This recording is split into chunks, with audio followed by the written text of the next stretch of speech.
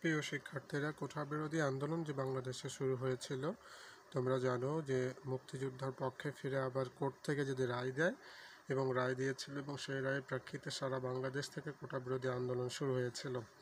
এবং কোঠাবিরোধী আন্দোলন শুরু হওয়ার পর থেকে দেশে বিপুল আন্দোলন হয় এবং এইচএসসি সমস্ত পরীক্ষা বন্ধ হয়ে যায়।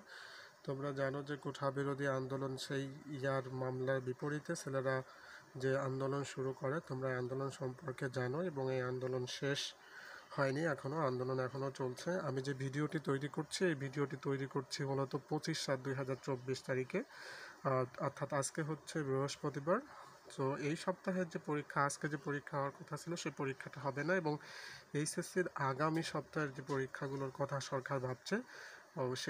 শিক্ষামন্ত্রী মহিবুল হাসান চৌধুরী বলেছেন যে আমরা এই সপ্তাহের পরীক্ষা স্থগিত করেছি এবং সামনের সপ্তাহে আন্দোলনের অবস্থা না বুঝে আমরা পরবর্তী স্টেপ বা পরবর্তী পদক্ষেপ নিতে পারছি না। পরবর্তী পরীক্ষাগুলো হবে কি না এবং কবে নাগাদ হতে পারে সেই বিষয়ে শিক্ষামন্ত্রী বলেছেন যে আমরা পরবর্তীতে সিদ্ধান্ত নিব যাতে রাষ্ট্রের কোনো ক্ষতি না হয় এবং কোঠাবিরোধী আন্দোলন যদি চলমান থাকে তাহলে তোমাদের পরীক্ষা হওয়ার সম্ভাবনা খুবই কম।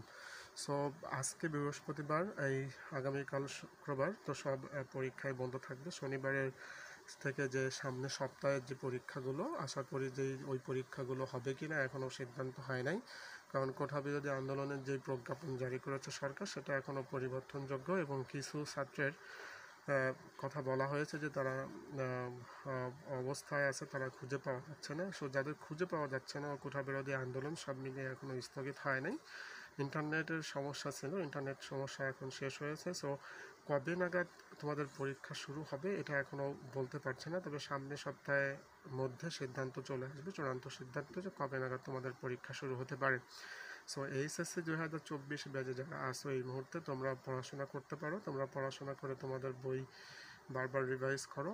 সো এই সপ্তাহে পরীক্ষা না হলে আগামী যে সপ্তাহ রয়েছে, আগামী সপ্তাহের রবিবার থেকে পুরো সপ্তাহ জুড়েই আমাদের মনে হয় যে পরীক্ষা না হওয়ার সম্ভাবনাও বেশি, পরবর্তী সপ্তাহ আন্দোলন থেকে যাবে। সো তার পরবর্তী দিনগুলো থেকে পরীক্ষা হতে পারে, এই জন্য তোমরা পড়াশোনা করো, তোমাদের বইগুলো শেষ করে নাও যাতে পরীক্ষায় একটি ভালো রেজাল্ট করতে পারো। আর কোঠাবিরোধী আন্দোলনে তোমাদের আশা করি যে তোমাদেরও মঙ্গল হবে। পরবর্তী জীবনে তোমরা যখন চাকরির ক্ষেত্রে যাবে, সো তোমাদেরও চাকরি হওয়ার সম্ভাবনা সব থেকে বেশি থাকবে। সুতরাং পড়াশোনা করো, পড়াশোনা করলে তোমরা ভালো ক্লাসে যাইতে পারবে।